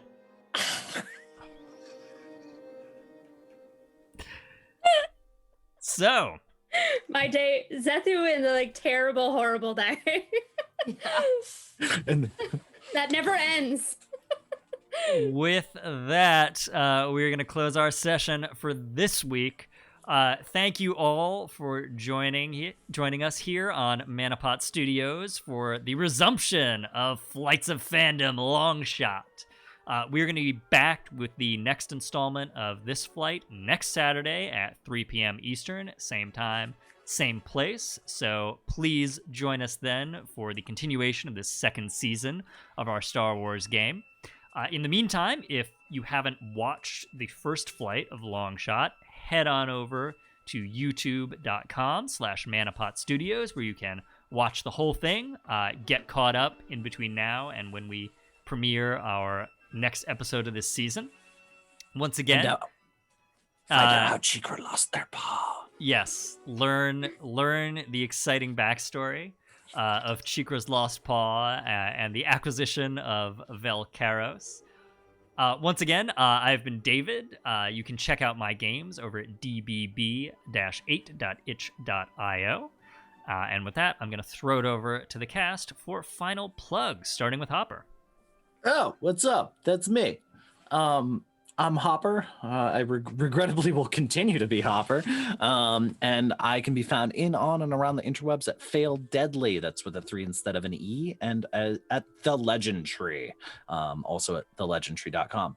I don't know, like plug-wise? I don't know if I can check out Encounter Party. Good friends of the show. They're fucking rad. They're a dope-ass actual edited, beautifully well-told story, actual play podcast of D&D set in the Magic the Gathering world of Ravnica, and they are doing a fucking great job. They put out episodes every Tuesday. Catch up, it's great. And I think, and if you want to see more of me outside of this, you're gonna have to wait until I believe February 28th, when for the Hole in the Worlds, the War Report interlude, an actual play live stream of our Invisible Sun game, which Marcy is also on.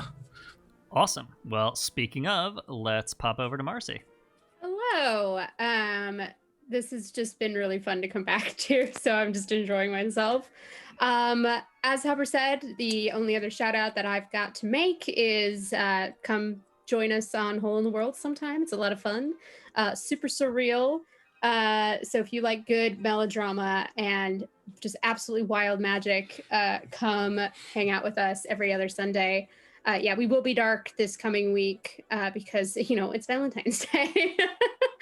So we'll be back at our usual time just in a couple of weeks. Other than that, I just want to I want to put out a shout out that I don't think we do very often, but if you're watching the show and you have been watching it and you enjoy it and you maybe want to be in a flight sometime, you should come onto the Discord and tell us about that. We're always looking for other players. We do a wide variety of fandoms. If there's something that you are really, really excited about either running or that you might want to play in, you should let us know. Come play with us. Awesome. Yeah. And with that, let's pop down to Wesley. Hi. I don't think I have anything to plug either. But I hope everyone has a great rest of the weekend. Awesome. Enjoy the weather if you're in a warm part of the country or world, as it is not warm here. Yeah, no kidding. All right. And last up, Puja. Hello, friends. I'm Pujo, and you probably see me around this channel a bunch, and so you know that I'm here as often as I can be, and I will be here next Saturday, of course, as Ahesha. But in the interim, you can also find me on Praxagora Thesmophoria's channel, where we're playing Blue Rose, which is a Green Ronin book set in the Age system, where we are living out our own fantasy romance book, like, you know, Tamora Pierce style. So would love to see you there. We air at 8/7 Central on Sundays. So if you come watch Hole in the World, you can always pop on over right after. And I actually don't know if we're going dark next week, but we'll be on tomorrow. So hope to see you all there. Awesome. And with that, I will say thanks again. See you next time, and may the Force be with you.